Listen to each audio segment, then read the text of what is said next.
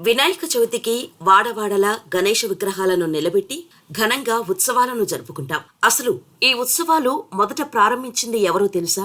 భారతదేశంలో వినాయక చవితిని ఎంతో వేడుకగా జరుపుకుంటాం. వాడవాడలా వినాయక విగ్రహాలు నిలబెట్టి 10 రోజులు ఉత్సవాలు జరుపుకుంటాం. వీటికి పునాది వేసిన వ్యక్తి ఎవరో తెలుసా? భారతదేశ స్వాతంత్ర పోరాట సమయంలో లోకమాన్య బాలగంగాధర్ తిలక్ పెద్ద ఎత్తున గణేష్ ఉత్సవం జరుపుకోవటానికి పునాది వేసినట్టు చెబుతారు.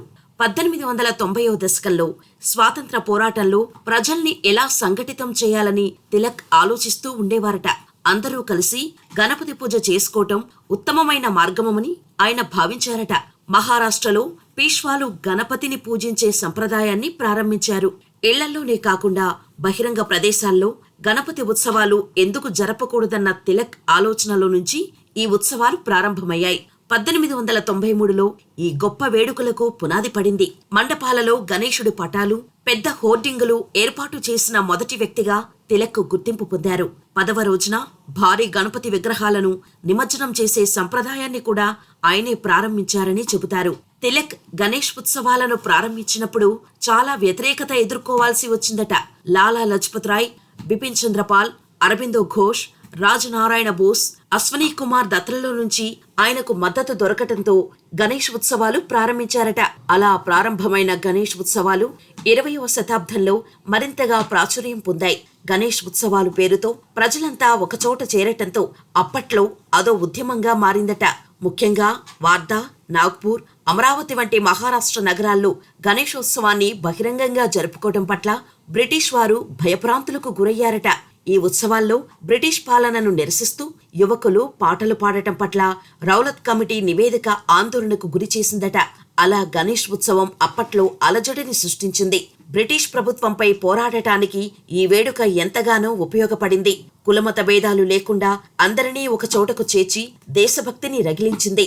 దేవతలకు రకరకాల వాహనాలు ఉంటాయి. వినాయకుడిని చూస్తే భారీ ఆకారం, ఆయనకు ఎలుక వాహనం. అసలు ఆయనకు ఎలుక వాహనంగా మారడానికి కారణమేంటంటే అనేక కథలు ప్రచారంలో ఉన్నాయి. ఇంద్రుడు సభ జరుగుతూ ఉంది. ఆ సభలో గంధర్వులు, అప్సరస్సులు కూడా ఉన్నారట. అనేక అంశాలపై చర్చ జరుగుతూ ఉంటే క్రౌంచుడు అనే గంధర్వుడు అప్సరస్సులతో పరాచకాలు ఆడుతూ సభకు అంతరాయం కలిగించాడు. గంధర్వుడు తీరు నచ్చక విష్ణువు హెచ్చరించాడు. అయినా పట్టించుకోలేదు. ఇక ఇంద్రుడికి కూడా కోపం తెప్పించాడు. ఇంద్రుడు అతడిని ఎలుకగా మారమని శపించాడు. గంధర్వుడు క్షమించమని ఎంత వేడుకున్నా ఫలితం దక్కలేదు. ఎలుకగా మారిన క్రౌంచుడు లోకాలన్నీ తిరుగుతూ మళ్లీ అందరికీ విసుగు తెప్పించటం మొదలుపెట్టాడు. విసుగు పుట్టిన ఇంద్రుడు దేవలోకం నుంచి అతడిని తరిమివేయమని ద్వారపాలకులకు చెప్పాడు. అలా తరిమివేయబడ్డ ఎలుక భూమి మీద పడింది. పరాశరుని ఆశ్రమానికి చేరిన ఎలుక తన పద్ధతి మాత్రం మార్చుకోలేదు. ధాన్యాలు, ఆహారం, వస్త్రాలు అన్నీ కొరికేయడం మొదలుపెట్టింది. ఆశ్రమానికి వచ్చిన వినాయకుడి వస్తువుల్ని కూడా వదలలేదట. ఇక ఎలుక చేష్టలకు విసిగిపోయిన పరాశరుడు దానిని వదిలించుకునే మార్గం చెప్పమని వినాయకుడిని అడగటంతో వినాయకుడు తన ఆయుధాన్ని ప్రయోగించటంతో క్రౌంచుడు వినాయకుడి పాదాల వద్ద పడి క్షమించమని వేడుకుంటాడు. వినాయకుడు క్రౌంచుడిని చూసి కరిగిపోయి క్షమించి ఇలాంటి పొరపాటు మళ్లీ చేయవద్దని హెచ్చరించాడు. అయితే తనని మరలా గంధర్వుడిగా మార్చమని క్రౌంచుడు వినాయకుడిని వేడుకున్నాడు. ఇంద్రుడు ఇచ్చిన శాపం తీసివేయడానికి వినాయకుడికి అధికారం లేదు.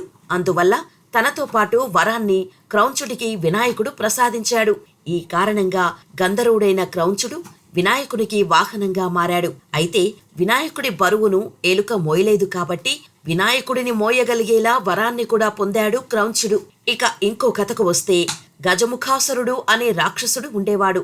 అతడిని మూషికాసురుడు అని కూడా పిలుస్తారు.